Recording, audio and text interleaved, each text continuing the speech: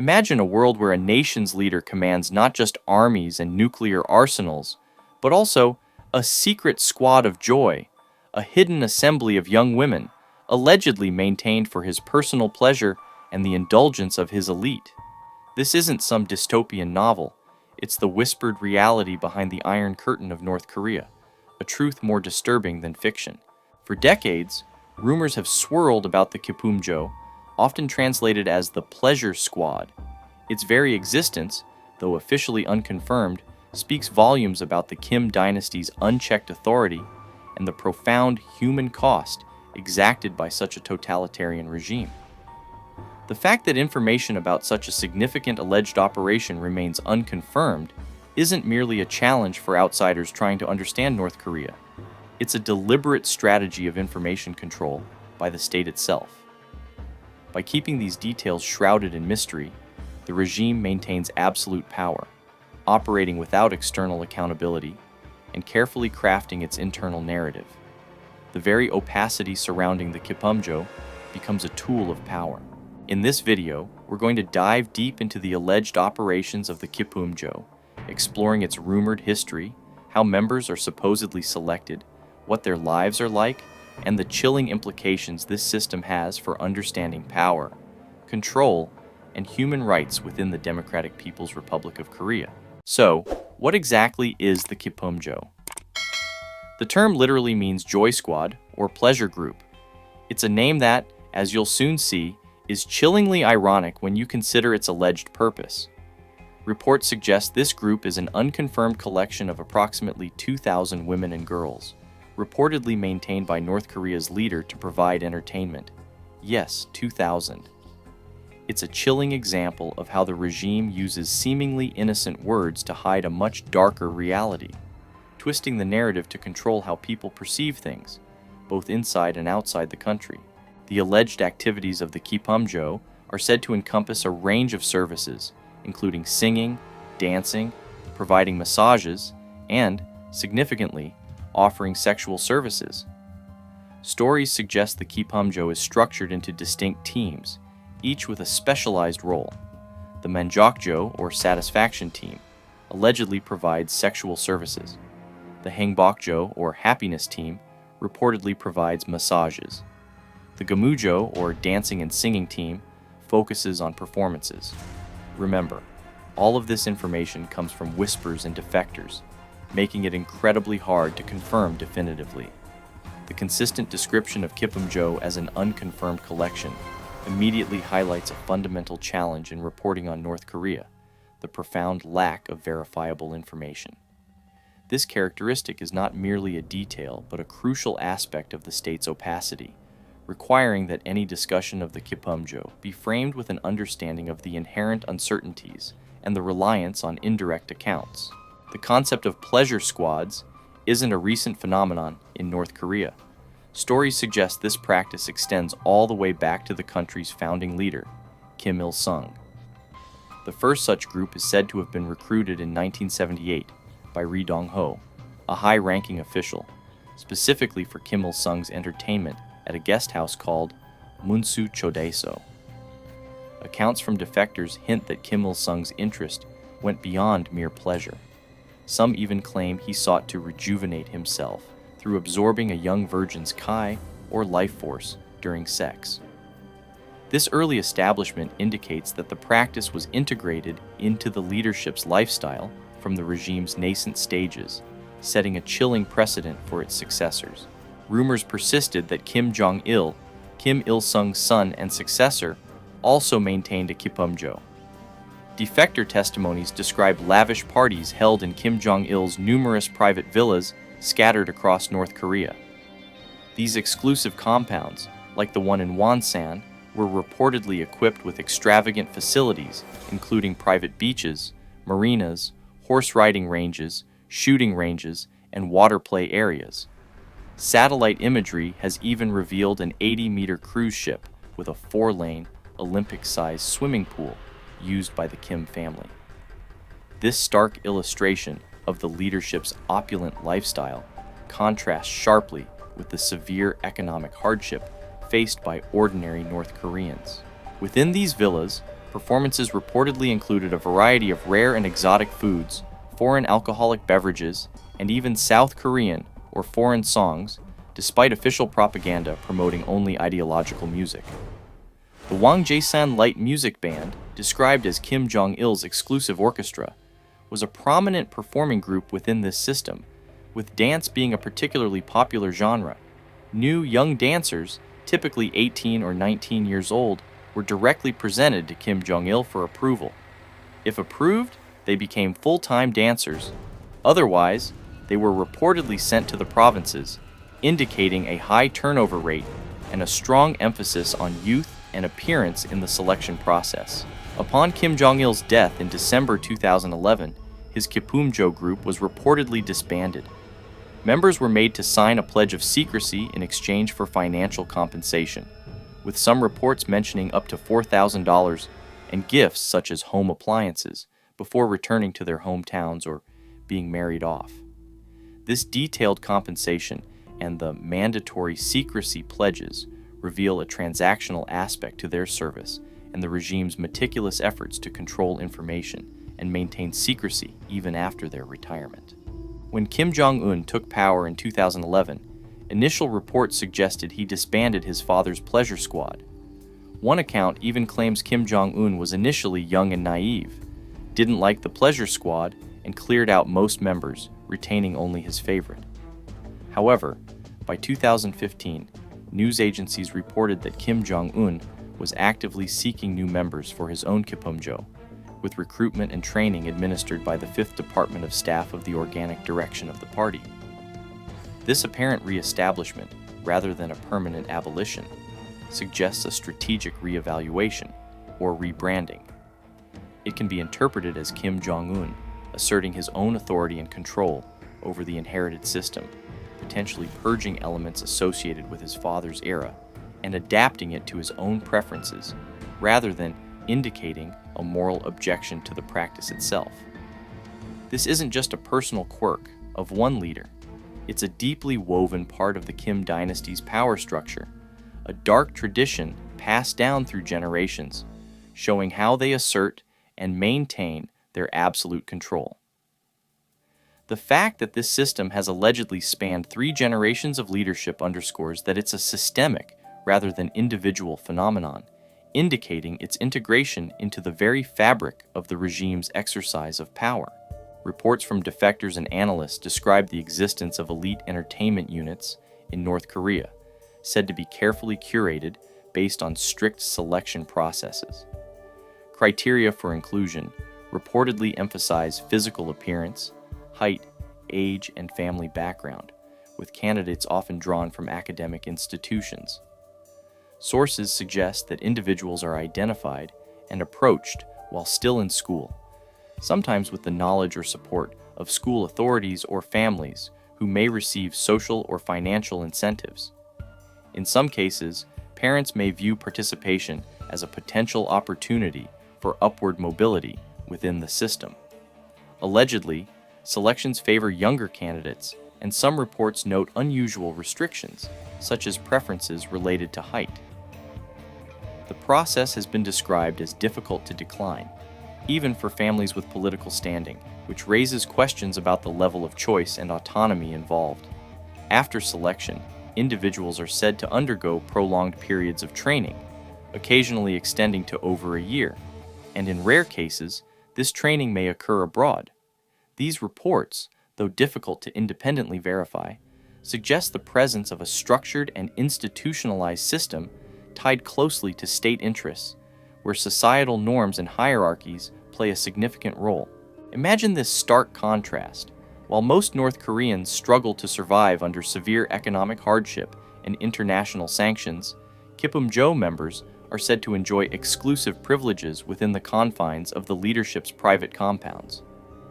The Kim family reportedly utilizes 20 to 30 exclusive luxury villas across North Korea. These private facilities, such as the one in Wonsan, are equipped with opulent amenities, including private beaches, marinas, horse riding ranges, shooting ranges, and water play areas. Satellite imagery has even revealed an 80-meter cruise ship with a 4-lane Olympic-sized swimming pool, used by Kim Jong Un. Within these villas, Kippumjo members reportedly have access to rare and exotic foods, foreign alcoholic beverages, and modern conveniences that are virtually unheard of for the general population. A defector recounted being surprised by basic modern amenities, like bidets and automatic soap dispensers in the villa bathrooms, as well as high-quality tiles, which are considered extreme luxuries for most North Koreans. Beyond the living conditions, members of the Kippumjo reportedly receive greater benefits than other women in military service, including new appliances and a stipend, with some reports mentioning a $4,000 stipend. But these benefits are a twisted form of a golden cage. They highlight the regime's absolute power and its chilling disregard for its own people, using material inducements to secure compliance and silence. The existence and continued use of numerous luxury villas and yachts with extravagant amenities, despite international sanctions designed to prevent imports of luxury goods, reveal the regime's blatant circumvention of external pressures. It shows that the regime prioritizes the indulgence of its elite and the maintenance of its internal power structures, including the Kippumjo, over the welfare of its general populace and adherence to international norms. This suggests a fundamental flaw in the effectiveness of sanctions when faced with a regime determined to maintain its absolute power at any cost. Kippumjo members are typically retired in their early to mid-20s, with reports citing ages 22 to 25. Upon retirement, they are often integrated into the elite through arranged marriages to personal guards, senior cadres, or military officers. Some accounts even suggest that former members can go on to become cadres themselves.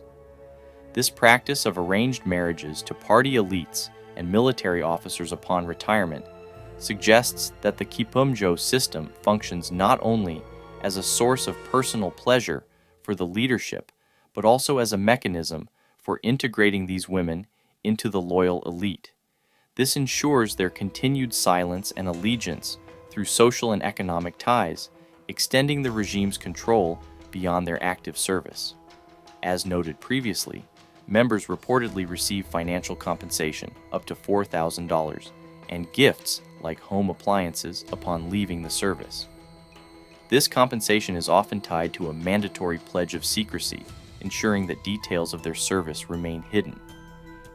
The combination of financial compensation, material gifts, and arranged marriages, coupled with a mandatory secrecy pledge, creates a sophisticated system of control that incentivizes silence and discourages defection or exposure. This system functions not just as a source of pleasure for the leadership, but also as a sophisticated mechanism for integrating these women into the loyal elite, ensuring their continued silence and allegiance. It's a testament to the regime's meticulous and multi-layered approach to maintaining control and secrecy. In December 2013, Kim Jong Un's uncle, Jang Song-thaek, a once powerful figure, was abruptly accused of being a counter-revolutionary and executed by firing squad. The official reasons for his execution, as reported by state media, focused on treasonous acts and corruption, with no mention of the Kippumjo.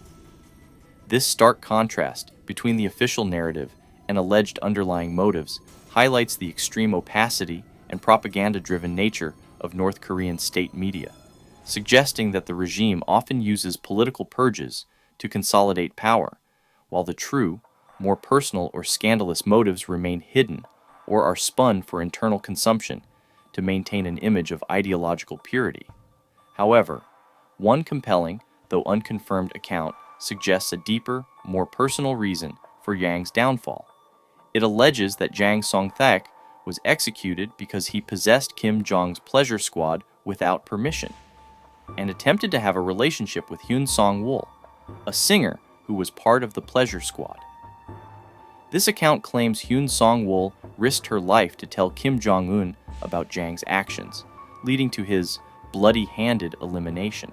Hyun Song-wol, a prominent North Korean singer, has been a subject of much speculation and is known to be close to Kim Jong Un. While her alleged role in Jang's execution is highly controversial and unconfirmed, it underscores the intense personal stakes and potential for internal power struggles within the Kim regime. If this narrative is true, it implies that the Kippumjo is not just a pool of entertainers, but a highly sensitive personal asset of the leader, where interference or perceived disrespect can lead to extreme, violent repercussions, even for high-ranking family members. This suggests that political purges in North Korea are not always purely ideological or about corruption. They can be driven by deeply personal slights or challenges to the leader's absolute personal domain, which includes the Kippumjo. This makes the regime's internal dynamics even more unpredictable and dangerous. Okay, let's clear something up right now. It is crucial to differentiate between the secretive Kippumjo and the highly visible Army of Beauties. Many people confuse the Kippumjo with those 230-member cheering squads that North Korea sends to international events, most notably the Olympics. They are not the same thing. These cheerleaders are widely seen as a key component of Kim Jong Un's Olympic charm offensive. Their participation is a rare public display from a reclusive country, designed to find a wider international audience for North Korea's propaganda. They aim to humanize the North Korean regime and make it seem charming, while still symbolizing the nation's strength and discipline. This strategic deployment of the Army of Beauties reveals North Korea's sophisticated use of soft power and propaganda to project a more palatable image internationally, diverting attention from its human rights record and military ambitions.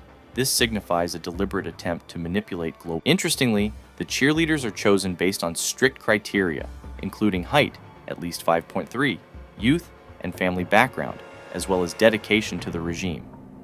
They often wear traditional Korean garb, but have also sported more modern looks, like Nike caps. Ri Sol-ju, Kim Jong Un's wife, was notably one of these cheerleaders before her marriage. The selection criteria for the Army of Beauties mirror some aspects of the Kippumjo criteria, suggesting a broader, systemic approach to utilizing young women for state purposes, whether for internal pleasure or external propaganda. This highlights a broader, systemic view within the North Korean regime, where young women are seen as valuable assets to be utilized for various state purposes. Whether for the leader's personal pleasure or for international propaganda, their bodies and appearances are instrumentalized to serve the regime's objectives. But don't be fooled. Journalists and defectors such as Suki Kim emphasize that these women are not an army and are primarily a distraction from North Korea's actual military power and human rights issues. Their presence is a successful propaganda tactic, drawing media attention away from the country's harsh realities. So, how do we know any of this?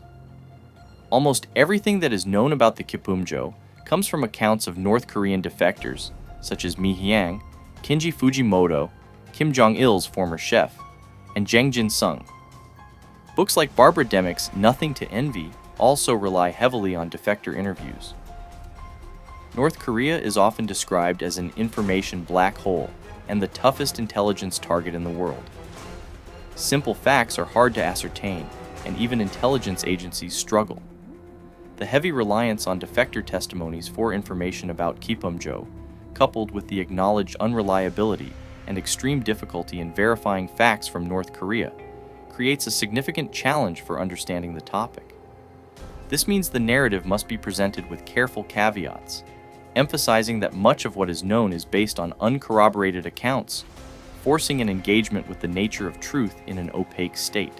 Crucially, defectors, while invaluable, are not always entirely reliable. Their accounts can be influenced by personal experiences, memory, or the incentives of their new environment. There is a documented rumor mill in South Korea where unverified stories about North Korea can gain traction and even be reported as fact by international media, creating a vicious circle of misinformation. The phenomenon of rumors becoming facts due to media circulation highlights a critical issue in reporting on North Korea, where the appetite for sensational news can override journalistic rigor. This implies a responsibility to not just present alleged facts, but to also critically examine the sources and the process by which information emerges from such a closed society. The difficulty in verifying information is not merely a logistical challenge. It's a deliberate and highly effective strategy employed by the North Korean regime to maintain control. By creating an opaque environment, they control the narrative, both internally through propaganda and externally, by making it impossible for outsiders to definitively confirm or deny allegations. The Kippumjo itself is officially unconfirmed, highlighting the inherent challenge in presenting definitive facts about such a clandestine operation. This highlights how information, or the lack thereof, is weaponized by totalitarian states. It allows them to manipulate global perception, deny human rights abuses, and consolidate internal power without accountability.